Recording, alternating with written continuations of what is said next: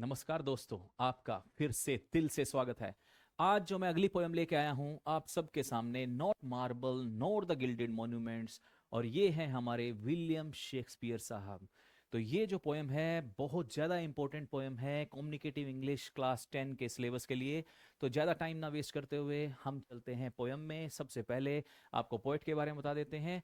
William Shakespeare 1564 and 1616। अब date of birth क्या है? 1664 एंड डेथ होती है इनकी 1616 में। Was a legendary English dramatist. तो याद रखिएगा बेटा, कई बार क्वेश्चन आ जाएगा एग्जाम में कि वो कब पैदा हुए, तो 1564 में पैदा हुए। कब पैदा हुए? 1564 में पैदा हुए। और जो इनकी डेथ हुई थी वो कब हुई थी? 1616 में। तो ये कैसे थे? Legendary English dramatist and poet, widely regarded as one of the greatest literary figures in world literature। आप सबको पता है और आपने नाम सुना हुआ है किसका? विलियम शेक्सपियर का। बहुत ज़्यादा जो इफेक्टिव रहे हैं हमारी इंग्लिश लिटरेचर में। His writings explore universal themes, और इनकी राइटिंग में जो थीम है वो काफ़ी ज़्यादा यूनिवर्सल होती है, जैसे कि लव है, टाइम है, मोर्टेलिटी है, अम्बिशन है, मेमोरी है एंड ह्यूमन इमोशंस हैं। तो इन चीज़ों का आपने ध्यान रखना है प्यारे बच्चों। Shakespeare's collection of 154 sonnets. तो कई बार क्वेश्चन सीबीएसई में पूछ लिया जाता है कि जो विलियम शेक्सपियर हैं उन्होंने कितने सोनेट्स लिखे हैं। तो याद रखिएगा प्यारे बच्चों, उन्होंने 154 सोनेट्स लिखे हैं। और सबसे ज्यादा इंपॉर्टेंट क्या है? Reflects deep philosophical thought and artistic mastery. This poem sonnet number 55। तो इस क्वेश्चन को बड़े ध्यान से देखिए। कौन सा सोनेट? Sonnet number 55। तो सीबीएसई में क्वेश्चन पूछ लिया जाएगा, बहुत इंपॉर्टेंट है कि ये जो शेक्सपियर के 154 सोनेट्स हैं उनमें से ये कौन सा सोनेट है? Sonnet number 55। Expresses from belief in the immortality of poetry over physical monuments. तो यहां पर किसकी बात की गई है? इमोर्टलिटी ऑफ पोएट्री की, जो कि बिल्कुल कभी ना खत्म होने वाली पोएट्री हो। और किसके ऊपर? फिजिकल मॉन्यूमेंट्स के ऊपर। तो अब ज्यादा समय ना बर्बाद करते हुए सीधा लेके चलते हैं आपको समरी की तरफ। तो अब ध्यान से सुनिएगा। Not marble nor the gilded monuments is a beautiful sonnet. तो सबसे पहला क्वेश्चन ये भी आ सकता है कि what do you mean by sonnet? Sonnet होता क्या है? सोनेट वर्ड सोनेटो से लिया गया है। याद रखिएगा, सोनेट वर्ड कहां से लिया गया है? सोनेटो से लिया गया है। और सोनेट किसे कहते हैं? जो 14 लाइंस की पोएम है उसको सोनेट कहा जाता है। तो इसमें 1 2 3 क्वार्टरेंस होते हैं। 1 क्वार्टरन इज इक्वल टू 4 लाइन्स। तो याद रखिए 4 + 4 + 4 12। एंड लास्ट में जो 2 लाइन्स है उसको हम बोलते हैं कपलेट। क्या बोलते हैं प्यारे बच्चों? कपलेट। तो अगर ये क्वेश्चन आपके एग्जाम में आ जाए तो आपने बताना है सोनेट का मीनिंग क्या है? 3 क्वार्टरेंस + 1 कपलेट। और कपलेट में क्या होता है? जो लास्ट की 2 लाइन्स है वो पूरा कंक्लूड कर देती है उस पोयम को। तो यहां पर भी बिल्कुल ऐसा ही है। ब्यूटीफुल सोनेट है, written by William Shakespeare. In this poem the poet expresses the immortality of poetry. प्यारे बच्चों बड़े ध्यान से देखिए, बहुत इंपॉर्टेंट है। Immortality of poetry and the everlasting power of true love and friendship. तो यहां पर बताया गया है immortality of poetry. Immortality means जो हमेशा हमेशा के लिए यादगार रहे, जिसको कभी खत्म ना किया जा सके, जिसको कभी भी ना बुलाया जा सके। सबसे मेन जो लाइन है वो ये है, the poem conveys the idea that art and verse are more powerful and permanent than physical monuments. तो याद रखिएगा, जो आर्ट है वो मोर पावरफुल है। यानी कि यहां पर जो पोएट क्या कहना चाहता है, जो पोएट की जो क्या है पोयम है वो बहुत ज्यादा पावरफुल है। किससे ज्यादा पावरफुल है? जो ये फिजिकल मॉन्यूमेंट्स होते हैं। यानी कि ये देखिए, ये क्या है? फिजिकल मॉन्यूमेंट्स हैं जो आपके सामने हैं। The poem begins with the poet confidently declaring that neither marble statues nor gold plated monuments built by princes will outlive his powerful poetry। यानी कि पोएट क्या बताना चाहता है कि जितने मर्जी प्रिंसेस के द्वारा जो गोल्ड प्लेटेड मॉन्यूमेंट्स हैं, जो स्टैचूज हैं, जितना मर्जी बना लो, लेकिन मेरी जो पोयम है उससे ज्यादा वो पावरफुल नहीं होंगे, उससे ज्यादा यादगार नहीं हो सकते। ग्रैंड मॉन्यूमेंट्स में लुक मैग्निफिशिएंट। सुंदर तो लगेंगे मॉन्यूमेंट्स, जैसे ये देखिए आपके सामने जो ये है, ये दिखने में कितना सुंदर लग रहा है, इसमें कोई डाउट नहीं है।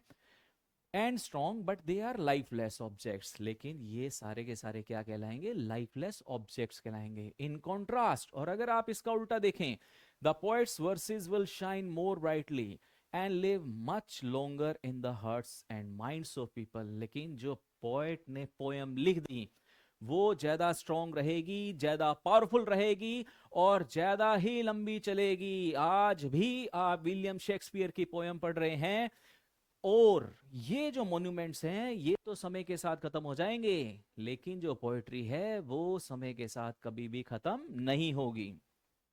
Through his poetry he promises to preserve the memory of his beloved friend forever. तो प्यारे बच्चों, जो विलियम शेक्सपियर हैं ये क्या कर रहे हैं, ये अपने दोस्त की याद में क्या लिख रहे हैं, पोयम लिख रहे हैं। और ये अपने दोस्त को यही बताना चाह रहे हैं कि मेरे दोस्त, कुछ भी हो जाए, आंधी आ जाए, तूफान आ जाए, परले आ जाए, भूकंप आ जाए, कुछ भी हो जाए मेरे दोस्त, लेकिन जो मैं तेरी याद में पोयम लिख रहा हूं ये कभी भी खत्म नहीं होगी। बेशक ये जो हैं गोल्ड मॉन्यूमेंट्स हैं, ये बिल्डिंग है, ये जो स्ट्रक्चर है, ये समय के साथ खत्म हो जाएंगे, लेकिन जो पावरफुल राइम है, जो पोयम है, वो कभी भी खत्म नहीं होगी। आगे देखिए, the poet then explains that these magnificent monuments are often destroyed by time. अब ये देखिए, अब जिस राजा ने ये बनवाया होगा, कितने शौक से बनवाया होगा, लेकिन बाद में देखिए कंडीशन इसकी कैसी हो गई, बिल्कुल पड़ा हुआ है, लाइफलेस, कोई जीवन नहीं, कोई कुछ नहीं। ऐसे पैसों का क्या करोगे, क्योंकि लास्ट में सब कुछ खत्म हो जाएगा। Are often destroyed by time, समय के साथ खत्म हो जाएगा। War, destruction and natural forces can break down statues and buildings. अगर युद्ध हुआ, वार हुआ, या फिर नेचुरल क्लैमिटीज कुछ भी हुआ, तूफान आ गया, भूकंप आ गया, आंधी आ गई, भूकंप और भी कुछ आ गया, सुनामी आ गई, तो ये सारे के सारे क्या हो जाएंगे, डिस्ट्रॉय हो जाएंगे। And natural forces can break down statues and buildings, जितनी भी नेचुरल फोर्सेस हैं वो सारे के सारे स्टैचूज खत्म कर देगी। जितनी भी हैं सारी की सारी जो बिल्डिंग्स हैं, जो बड़ी बड़ी इमारतें हैं, जो आज आप सब देख रहे हैं, वो सब खत्म हो जाएंगी। लेकिन मेरे दोस्त, जो मैंने तेरी याद में जो कविता लिख दी वो कभी खत्म नहीं होगी। During wars enemies pull down monuments and burn buildings. तो वॉर में क्या होगा, जितने भी दुश्मन होते हैं वो मॉन्यूमेंट्स को खत्म कर देते हैं, बिल्डिंग्स को जला देते हैं। Time gradually causes even the strongest structure to decay, no matter how solid and permanent they appear, they are ultimately reduced to dust। आप जितनी मर्जी बड़ी बड़ी बिल्डिंग बना लें, जितनी मर्जी बड़ी बड़ी इमारत बना लें, लेकिन समय के साथ में एक दिन ऐसा आएगा जब सब कुछ खत्म हो जाएगा। लेकिन मेरे दोस्त, तेरी याद में जो मैंने पोयम लिख ली वो कभी भी खत्म नहीं होगी। However, the poet assures his friend that his memory will not be destroyed। यानी कि जो इसके दोस्त की जो मेमोरी है वो डिस्ट्रॉयड नहीं होगी। In such a way neither the destructive force of war nor the sword of Mars. तो ये ध्यान से देखिए आप, ये है मार्स और ये है जो इनकी क्या है, ये सॉर्ड है। तो ये क्या कह रहे हैं कि जो मार्स है, मार्स कौन है, the Roman God of war. तो प्यारे बच्चों बड़े ध्यान से देखिए, जो मार्स है वो कौन है, वो है the Roman God of war. तो ये कह रहा है कि बेशक द गॉड ऑफ वॉर भी आ जाए मेरे दोस्त, वो भी इस राइम को खत्म नहीं कर सकता। जो मैंने तेरी याद में जो किस्से लिख दिए ना, आने आने वाले समय में भी दुनिया उसको याद करेगी। क्या करेगी, याद करेगी। Can erase a memory preserved in poetry. The poet personifies war as something violent and destructive, but even that cannot harm the written word। लेकिन जो मैंने words लिख दिए वो कभी भी डिस्ट्रक्ट नहीं हो पाएंगे। Poetry, unlike physical monuments, cannot be easily broken or destroyed। तो घुमा फिरा के थीम सेम ही है, यानी कि जो कविता है ये हमेशा हमेशा के लिए, सदा सदा के लिए अमर रहेगी। और मेरे दोस्त, अगर ये कविता अमर रहेगी तो तू भी अमर रहेगा, तुझे भी नहीं भुलाया जाएगा। The poet further declares that his friend's praise will continue to live on until the day of judgment। जब लास्ट डे होगा, जजमेंट का दिन होगा, तब भी मेरे दोस्त तू याद रखा जाएगा। People of future generations will read the poem and remember the friend's virtues and beauty। यानी फ्यूचर जनरेशन के लोग हमेशा याद रखेंगे प्यारे बच्चों, आप सारे क्या हैं, फ्यूचर जनरेशन ही तो हैं। हम क्या हैं, फ्यूचर जनरेशन ही तो हैं। याद रखिए मैंने क्या बोला था, विलियम शेक्सपियर पैदा हुए थे 1564 में, और कब मरे थे, 1616 में, और उस दौरान ही उन्होंने ये सोनेट लिखा था। अब आप बताइए, क्या आप ये सोनेट नहीं पढ़ रहे आज? पढ़ रहे हैं ना, बिल्कुल पढ़ रहे हैं, बिल्कुल पढ़ रहे हैं।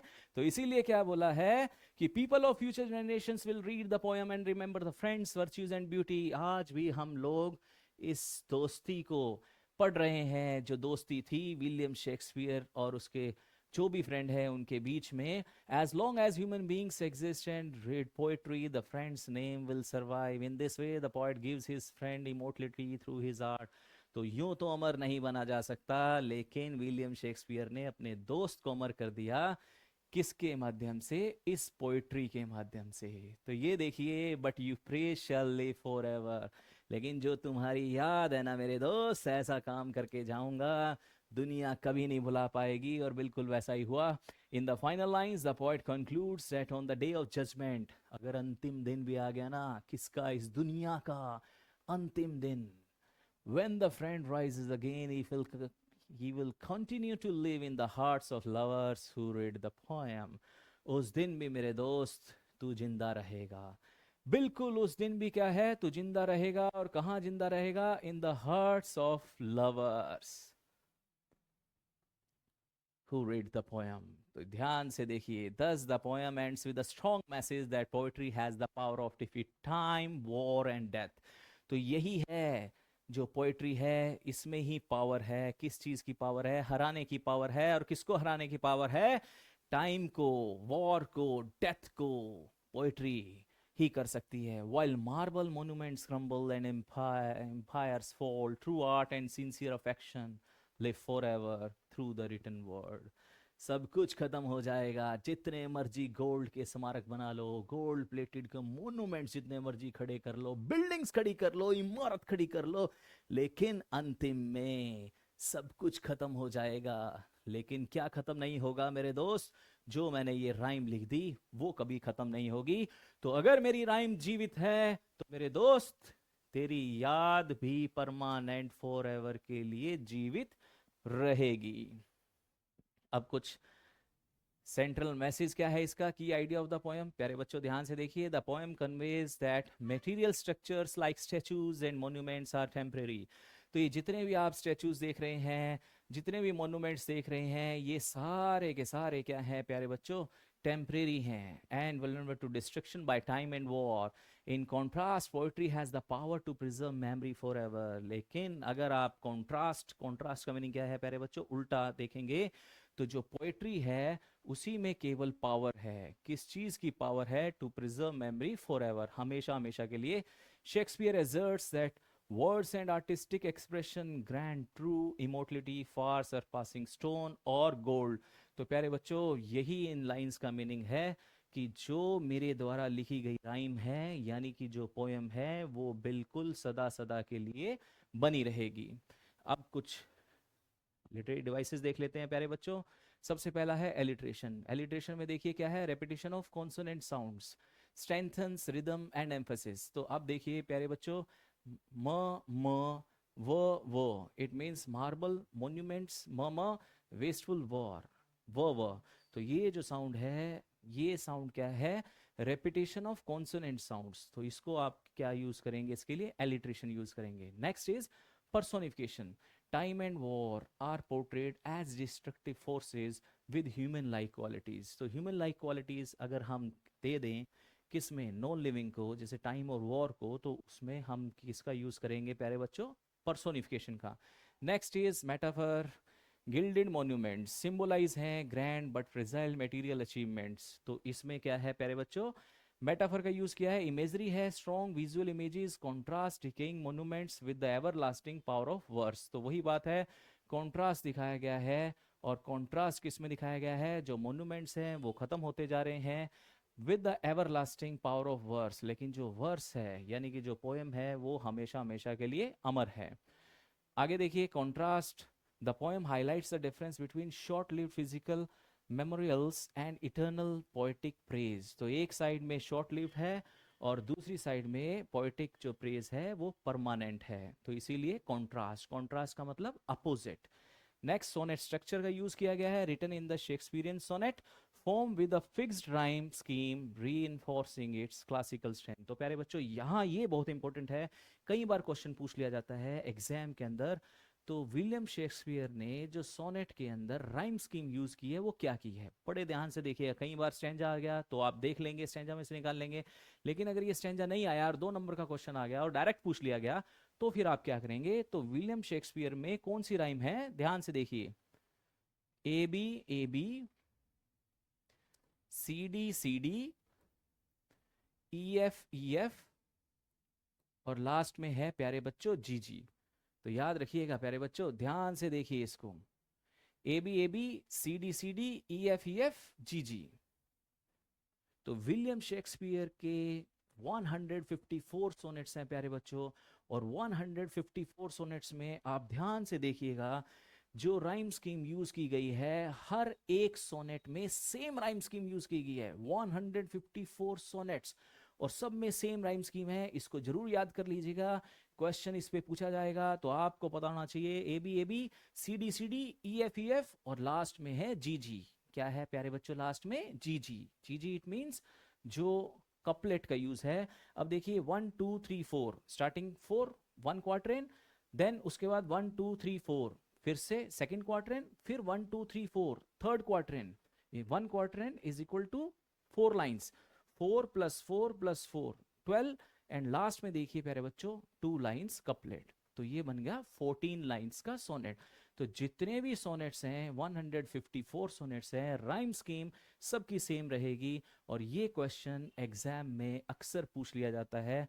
तो बड़े ध्यान से आपने क्वेश्चन करना है एग्जाम पॉइंट ऑफ व्यू के लिए।